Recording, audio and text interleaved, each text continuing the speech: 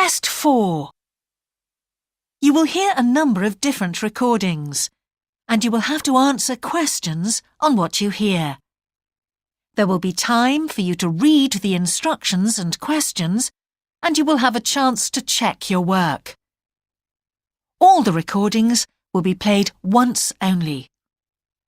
The test is in 4 sections. At the end of the test, you will be given 10 minutes to transfer your answers to an answer sheet. Now turn to Section 1. Section 1. You will hear a man asking for information about health services in the place where he is living.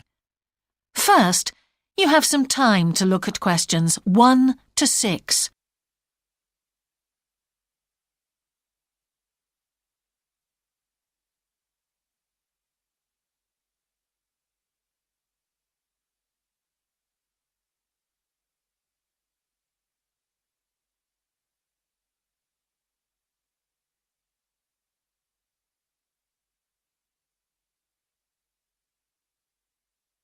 You will see that there is an example that has been done for you.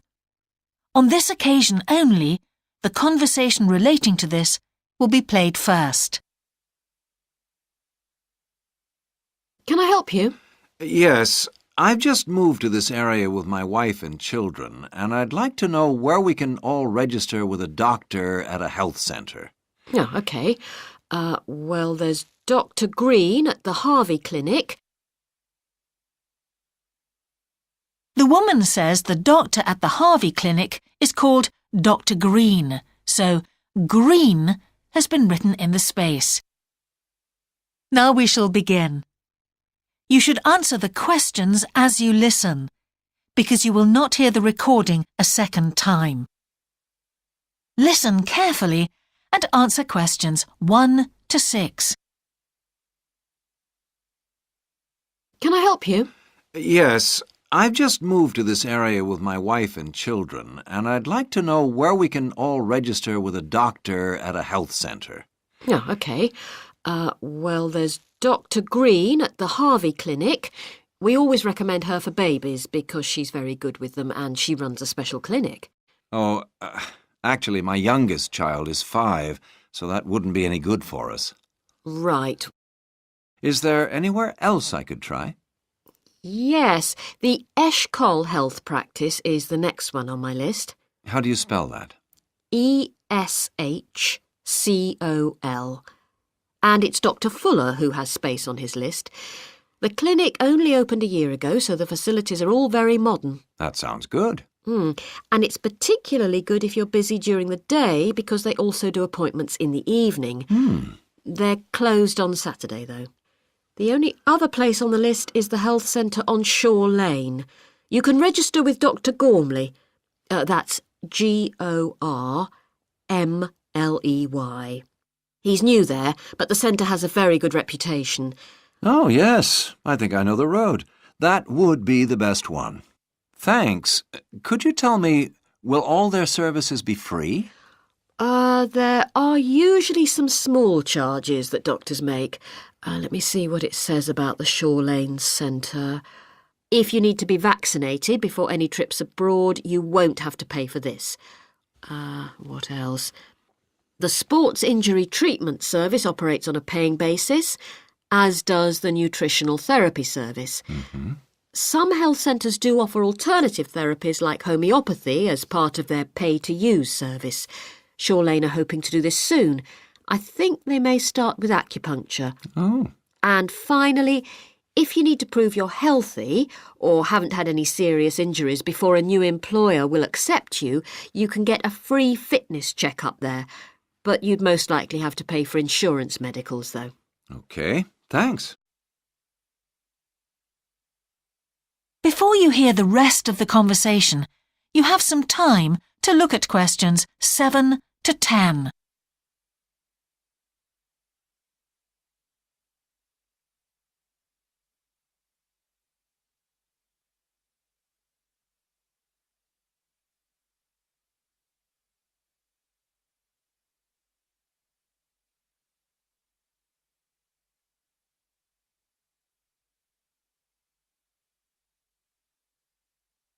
Now listen and answer questions 7 to 10. You might also be interested to know the centre is running a pilot scheme of talks for patients. I've got the list here. Actually, they look very interesting. What sort of things? Well, the first one's about giving up smoking. It's next week, the 25th of February at 7 p.m, and that's in room 4. It says the talk will stress the health benefits, particularly for people with asthma or heart disease. That sounds very interesting. There's also a talk for families with children.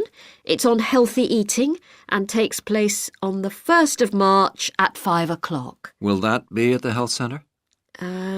Actually, it's at the primary school on Shore Lane. I imagine they're inviting the parents of pupils there. It says here, all welcome. I might go to that if I have time. There's a couple of other talks. One giving advice about how to avoid injuries while doing exercise. It's on the 9th of March. Oh, it's a late afternoon talk at 4:30, and it'll be in room 6.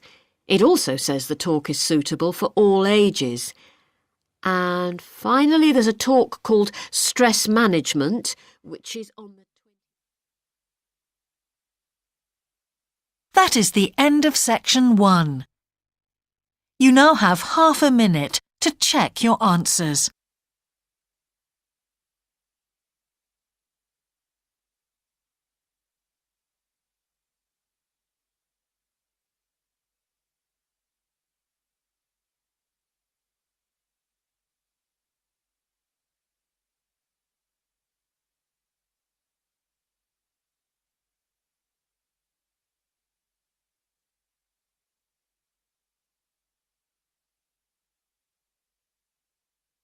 Now turn to section 2.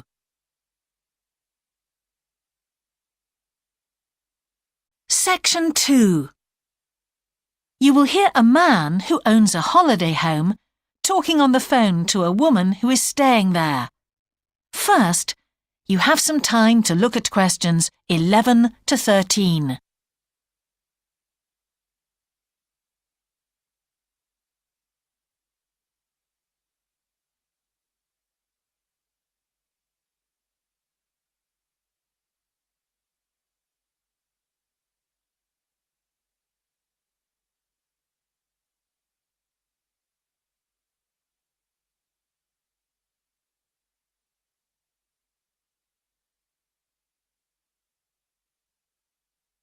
Now listen carefully and answer questions 11 to 13.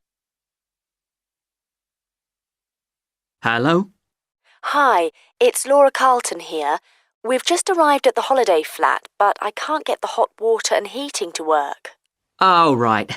That's easy. Don't worry. In the upstairs cupboard, you'll find the water heater.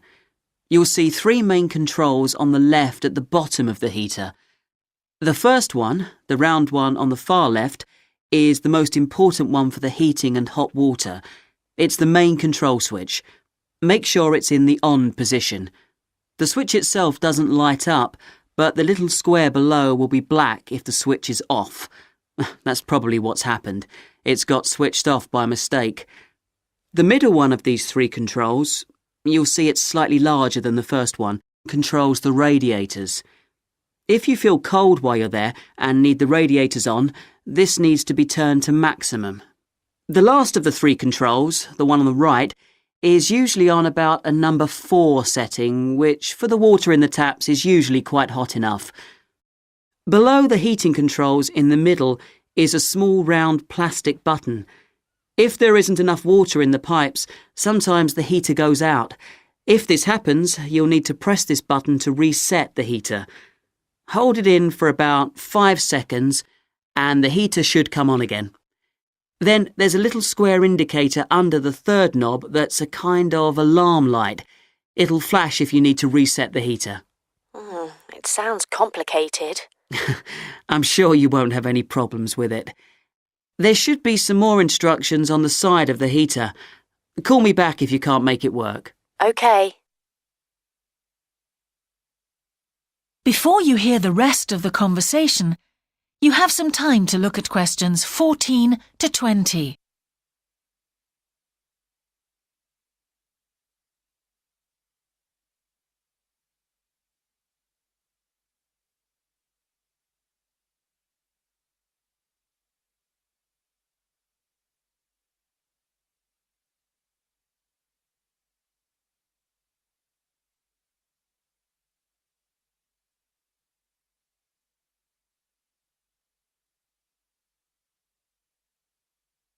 Now listen and answer questions 14 to 20.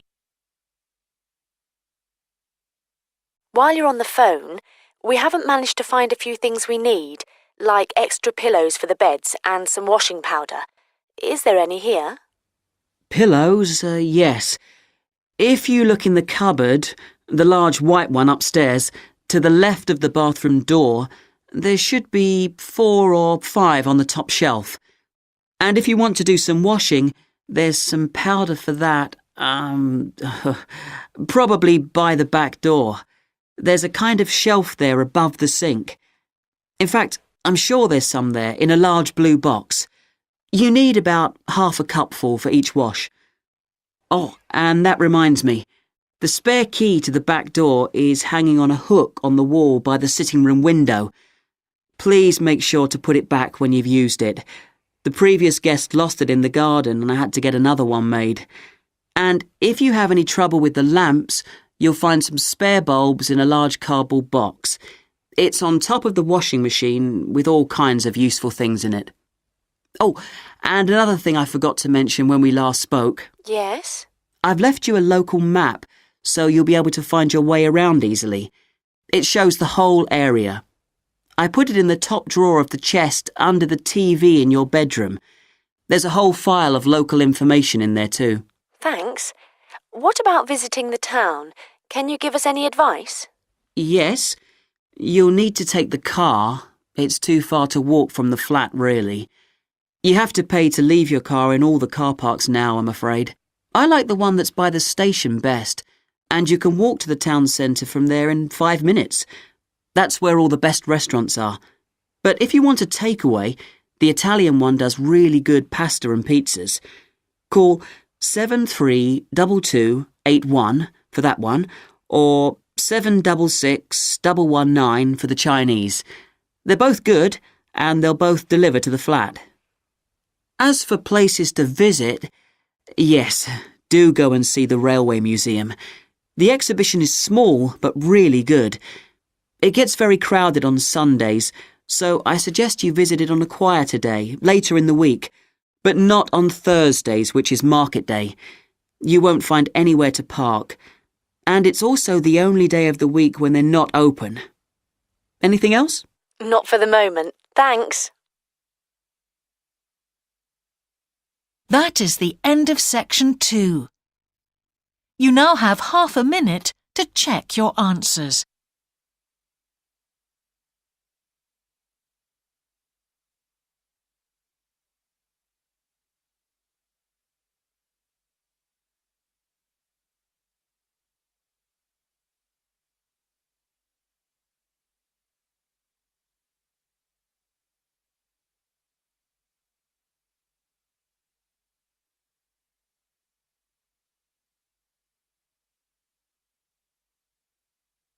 Now turn to section 3.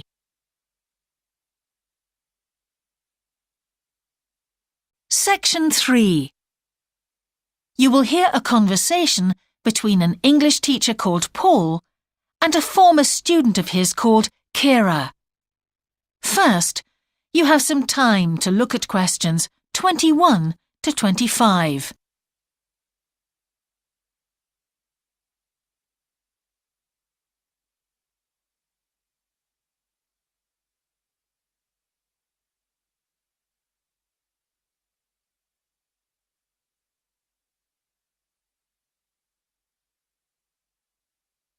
Now listen carefully and answer questions 21 to 25. Hello, Kira. How are you? Fine, thanks, Paul.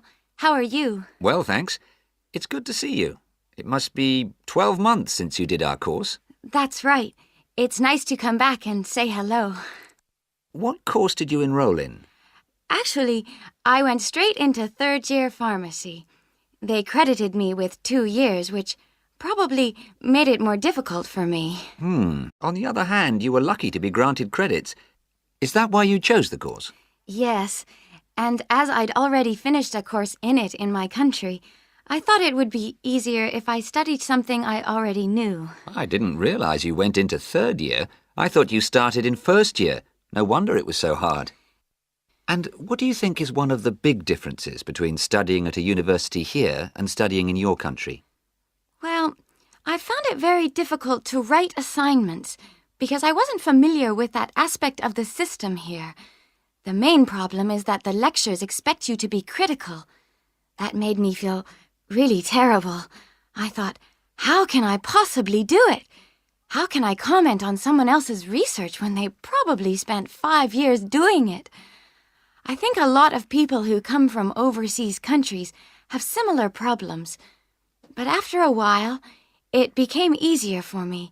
People expect you to have problems with the process of reading and writing, but in fact, it is more a question of altering your viewpoint towards academic study. How was the content of the lectures? Was it easy for you? I didn't really have many problems understanding lectures.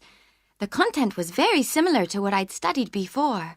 And what about the lecturers themselves? Are they essentially the same as lecturers in your country? Well, actually, no. Here they're much easier to approach. After every lecture, you can go and ask them something you didn't understand, or you can make an appointment and talk to them about anything in the course. Maybe you found them different because you're a more mature student now, whereas when you were studying in your country, you were younger and not so assertive. No, I don't think that's the difference. Most of the students here do it. In my faculty, they all seem to make appointments, usually to talk about something in the course that's worrying them, but sometimes just about something that might really interest them, something they might want to specialize in. The lecturers must set aside certain times every week when they're available for students. That's good to hear.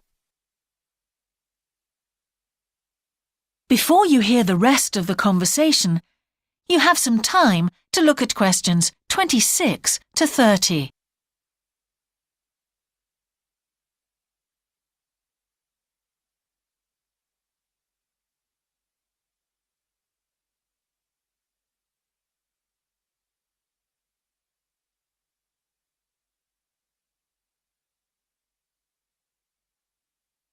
Now listen and answer questions 26 to 30.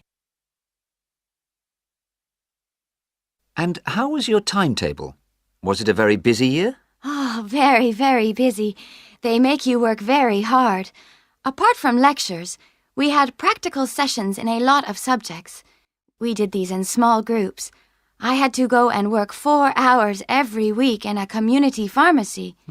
Actually, I enjoyed this very much, meeting new people all the time. Then in second semester, we had to get experience in hospital dispensaries. So every second day we went to one of the big hospitals and worked there. And on top of all that, we had our assignments, which took me a lot of time. Oh, I nearly forgot. Between first and second semesters, we had to work full-time for 2 weeks in a hospital. That does sound a very heavy year. So, are you pleased now that you did it? Do you feel some sense of achievement? Yeah, I do feel much more confident, which I suppose is the most important thing. And have you got any recommendations for people who are studying from overseas? Well, I suppose they need very good English.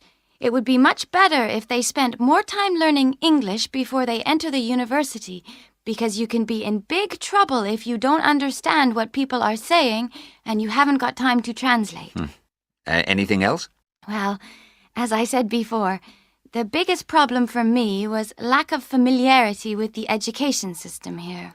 It sounds as if it was a real challenge. Congratulations, Kira. Thanks, Paul. That is the end of section 3. You now have half a minute to check your answers.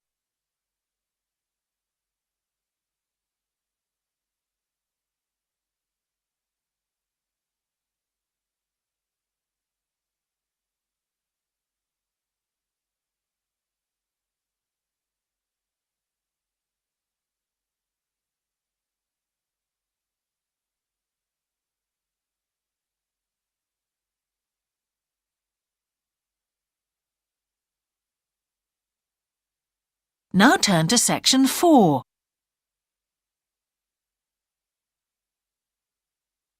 Section 4. You will hear a talk about a project on the wildlife found in city gardens in Britain. First, you have some time to look at questions 31 to 40.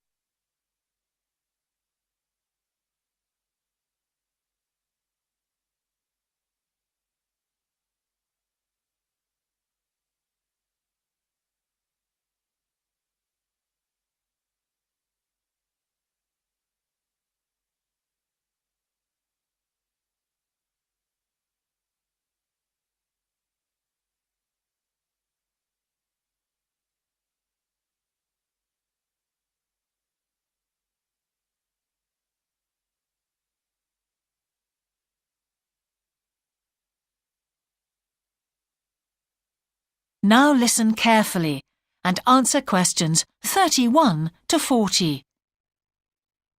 Good morning. Today I'd like to present the findings of our Year 2 project on wildlife found in gardens throughout our city. I'll start by saying something about the background to the project, then talk a little bit about our research techniques, and then indicate some of our interim findings. First of all, how did we choose our topic? Well, there are 4 of us in the group, and one day, while we were discussing a possible focus, 2 of the group mentioned that they had seen yet more sparrowhawks, one of Britain's most interesting birds of prey, in their own city centre gardens, and wondered why they were turning up in these gardens in great numbers. We were all very engaged by the idea of why wild animals would choose to inhabit a city garden. Why is it so popular with wildlife when the countryside itself is becoming less so? The first thing we did was to establish what proportion of the urban land is taken up by private gardens. We estimated that it was about 1/5, and this was endorsed by looking at large-scale usage maps in the town land survey office, 24% to be precise. Our own informal discussions with neighbors and friends led us to believe that many garden owners had interesting experiences to relate regarding wild animal sightings. So we decided to survey garden owners from different areas of the city. Just over 100 of them completed a survey once every 2 weeks for 12 months, ticking off species they had seen from a pro forma list, and adding the names of any rarer ones. Meanwhile, we were doing our own observations in selected gardens throughout the city. We deliberately chose smaller ones because they were by far the most typical in the city. The whole point of the project was to look at the norm, not the exception. Alongside this primary research on urban gardens, we were studying a lot of books about the decline of wild animals in the countryside and thinking of possible causes for this. So what did we find? Well, so much that I just won't have time to tell you about here. If you're interested in reading our more comprehensive findings, we've produced detailed graphic representations on the college website. And, of course, any of the group would be happy to talk to you about them. Just email us. What we've decided to present today is information about just 3 species because we felt these gave a good indication of the processes at work in rural and urban settings as a whole.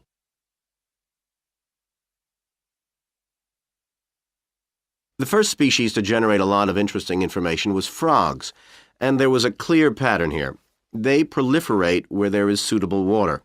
Garden ponds are on the increase, rural ponds are disappearing, leading to massive migration to the towns. Hedgehogs are also finding it easier to live in urban areas, this time because their predators are not finding it quite so attractive to leave their rural environment, so hedgehogs have a better survival rate in cities. We had lots of sightings, so all in all we had no difficulties with our efforts to count their numbers precisely.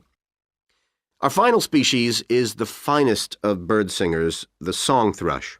On the decline in the countryside, they are experiencing a resurgence in urban gardens because these days gardeners are buying lots of different plants, which means there's an extensive range of seeds around, which is what they feed on.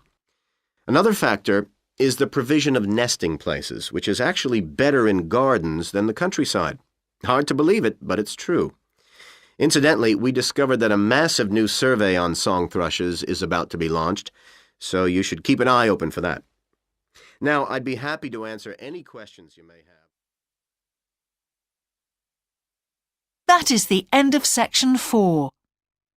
You now have half a minute to check your answers.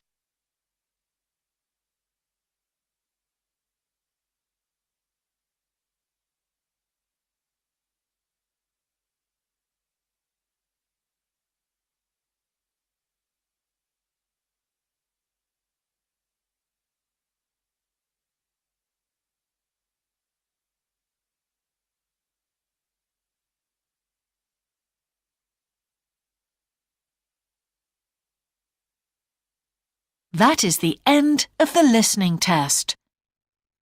In the IELTS test, you would now have 10 minutes to transfer your answers to the answer sheet.